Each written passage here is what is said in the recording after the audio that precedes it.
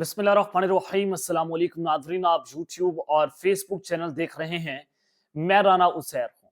नाज़रीन, सुबह सवेरे एक ऐसी खबर सामने आ चुकी है और ये लग रहा है कि जैसे अब बात डू और डाई से आगे निकल चुकी है। इमरान खान को इस सिस्टम को अब रिहा करना पड़ेगा। सिस्टम के गुब्बारे से हवा निकल चुकी है और इमरान खान ने बड़ी कामयाबी के साथ इस सिस्टम को अपने सामने घुटने टेकने पर मजबूर कर दिया है। जनाब, फाइनल कार्ड की बात हो रही थी। अब इमरान खान ने रात गए एक ऐसा धमाका कर दिया है जिसके बाद एक बार फिर से सिस्टम मफलूज होकर रह गया है।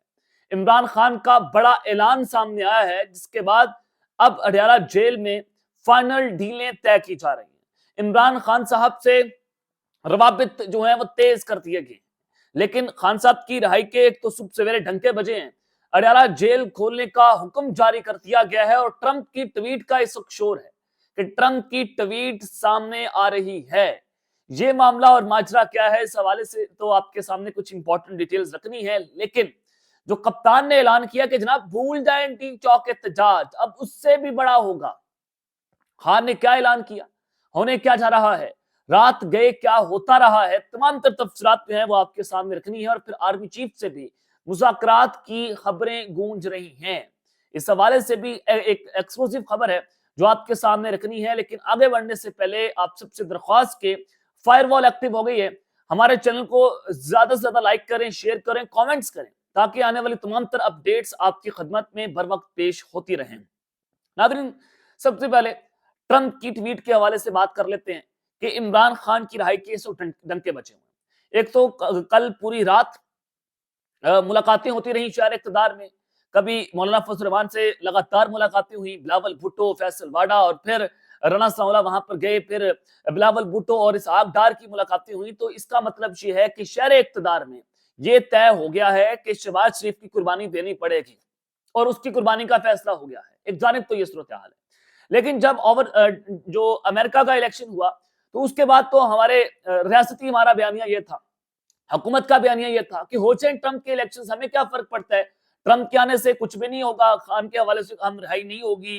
ट्रंप कौन होता है हमारे जो है मुल्क में इंटरफेरेंस करने वाला, ट्रंप की औकात क्या है, यानी कि इस तरह की बातें जो है वो टीवी के ऊपर बैठ कर दी गई। और फिर ये भी कहा गया कि हुकूमत के पास, इस्टेब्लिशमेंट के पास इसका काउंटर प्रपोजल भी तैयार है। हम कह देंगे कि देखिए हमने इमरान खान को कह दिया कि आप अमेरिका चले जाएं, आप सऊदी अरब चले जाएं, लेकिन इमरान खान ने डील के ऊपर लात मार दी है, तो लिहाजा तो ये खान साहब ने खुद डील को ज़ाया किया, हम तो तैयार हैं। लेकिन अब जो खबर है वो ये है, सजाद बरकी ये ओवरसीज पाकिस्तानी है, अमेरिका से इनका ताल्लुक है और इनकी मुलाकात हुई है डोनाल्ड ट्रंप के साथ। और जब ये मुलाकात हुई सजाद बरकी की डोनाल्ड ट्रंप के साथ, मैं बड़े बावसूख जराए से आपको बता रहा हूं कि उन्होंने फिर मैसेज पाकिस्तान तहरीक इंसाफ को कन्वे किया।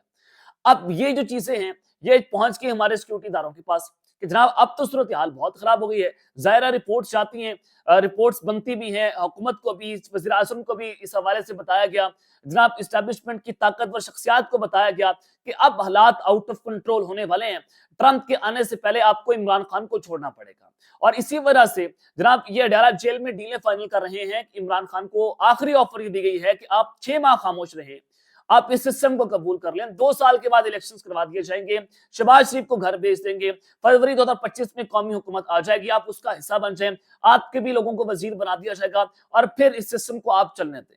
लेकिन इमरान खान जो है वो ये बात मानने को तैयार नहीं है। वो यही बात करते हैं कि जनाब हमारा मैंडेट हमने वापस किया जाए। अब सजाद बरकी नामी जो शख्स है, इसकी डोनाल्ड ट्रंप से मुलाकात हुई और एक बाखबर डिप्लोमेट ने बताया कि सजाद बरकी की जो है वो ट्रंप के साथ मुलाकात होगी। उसके बाद फिर उसने पाकिस्तान तहरीक इंसाफ को मैसेज ये दिया कि ट्रंप इमरान खान की रिहाई पर कंसर्निंग है और वहां से एक ट्वीट आएगी। डोनाल्ड ट्रंप जो है इमरान खान की रिहाई को लेकर तशवीश के अंदर हैं कि जनाब इमरान खान को जेल से बाहर होना चाहिए। और इमरान खान के उनकी जो अहलिया है डोनाल्ड ट्रंप की, लॉरा ट्रंप, वो 1992 से खान साहब को बहुत पसंद करती हैं। इमरान खान के ताल्लुकात अच्छे हैं। जैरेड कुशनर और जुल्फी बुखारी जो इमरान खान साहब के इंटरनेशनल मीडिया पर एक खुसूसी मुआविन है, तो उनके भी आपस में जो है वो ज़ाती ताल्लुकात बहुत अच्छे हैं। और फिर दूसरी आम बात यह है कि जब वहां पर अमेरिका के इलेक्शंस हो रहे थे, اوورسیز پاکستانیوں نے ملاقات کی، ڈونلڈ ٹرمپ کو بتایا کہ ہم ایک شرط پر آپ کو ووٹ دیں گے، اور تقریباً 99% اوورسیز پاکستانیوں نے ڈونلڈ ٹرمپ کو ووٹ دیا، صرف ایک شرط کے اوپر، عمران خان کی رائے کے حوالے سے وہ اپنا کردار ادا کریں گے۔ اب سجاد برقی کو ڈونلڈ ٹرمپ نے اپنی ملاقات کے اندر یقین دہانی کروا دی ہے، تو اب شور مچایا جا رہا ہے کہ ایک ٹویٹ آنے والی ہے۔ جو بات کی تھی نا سید مشاہد حسین سید صاحب نے کہ جناب ایک ٹویٹ آئے گی امریکہ سے، پھر آپ کا سسٹم جو ہے اس کو گھٹنے ٹیکنا پڑیں گے، پھر عمران خان کو رہا کرنا پڑے گا۔ نیشنل ٹی وی کے اوپر بیٹھ کر مشاہد حسین سید نے، جن کا تعلق پاکستان مسلم لیگ نواز سے ہے، جب وہ یہ بات کر رہے تھے تو شاید کوئی اس کو ہلکا لینے کی کوشش کر رہا تھا۔ اب اس ملاقات سے چیزیں بڑی واضح ہو گئی ہیں کہ 1 جنوری کو ڈونلڈ ٹرمپ آ جائیں گے، اور ابھی وہ اپنی کابینہ کو طے کر رہے ہیں کہ ایف بی آئی کا چیف کون ہوگا، جناب ان کا اٹارنی جنرل کون ہوگا، ساری چیزیں وہ اس وقت طے کر رہے ہیں، کابینہ کے لوگوں کو وہ طے کر رہے ہیں بیٹھ کر۔ اس سے نظر آتا ہے کہ اب جو 1 جنوری ہے، یعنی کہ جو یہ مہینہ رہ گیا ہے، یہ 25 دن ہے، یہ بہت فیصلہ کن ہونے والے۔ ان 25 دنوں کے اندر اسٹیبلشمنٹ نے کچھ اہم فیصلے لینے ہیں، اور پھر 2 روزہ فارمیشن کمانڈرز کانفرنس بھی ہوئی، اس کے اندر بھی کچھ چیزوں کو طے کیا گیا ہے۔ اب یہ فائنل اوور شروع ہو گیا ہے۔ اب دوسری جانب عمران خان صاحب نے بھی بہت بڑا اعلان کر دیا۔ خان صاحب گھٹنے ٹیکنے کو تیار نہیں۔ خان کو پتہ ہے کہ جناب میں جتنی دیر ڈٹا رہوں گا، جتنی دیر مزاحمت کروں گا، اتنی دیر یہ سسٹم مزید کمزور ہو جائے گا، وہ اپنے گھٹنوں کے بل گر جائے گا، وہ اپنے وزن پر گر جائے گا۔ تو لہٰذا عمران خان صاحب نے ایک ایسا اعلان کر دیا، ایک ایسا دھماکہ کر دیا کہ آپ بھول جائیں ڈی چوک کے احتجاج کو، اب بہت بڑا کام ہونے جا رہا ہے۔ خان صاحب فائنل کارڈ کی بات کر رہے تھے۔ اب عمران خان کی جانب سے جو پیغام دیا گیا ہے وہ بہت امپورٹنٹ ہے۔ عمران خان نے کہا کہ ملک میں ڈکٹیٹرشپ قائم ہو چکی ہے، ریاستی دہشت گردی کے نتیجے میں 79 سیاسی کارکنان پر گولیاں برسائی گئیں اور پرامن سیاسی کارکنان کو شہید کیا گیا، ہمارے سینکڑوں کارکنان لاپتہ ہیں۔ سپریم کورٹ کو اب اس کا نوٹس لے کر اپنا آئینی کردار ادا کرنا چاہیے، لیکن سپریم کورٹ آف پاکستان تو مجرمانہ طور پر خاموش ہے، چیف جسٹس خاموش ہیں، وہ ابھی تک اس پر کوئی بات نہیں کر رہے، ان کی کانوں تک جون تک نہیں رینگ رہی کہ ان سے تقریباً 2-3 کلومیٹر دور لوگوں کو گولیاں ماری گئی، یعنی کہ ڈی چوک کے بالکل 2-3 کلومیٹر سے زیادہ شاید کم نہیں بنتا ہے۔ سپریم کورٹ واقع ہے، ایک سفید عمارت ہے، لیکن اس عمارت میں کوئی زلزلہ تک نہیں آیا، اس عمارت کو کوئی فرق نہیں پڑا کہ لوگوں کو وہاں پر شہید کر دیا گیا، لیکن اس پر کوئی نوٹس نہیں لیا گیا۔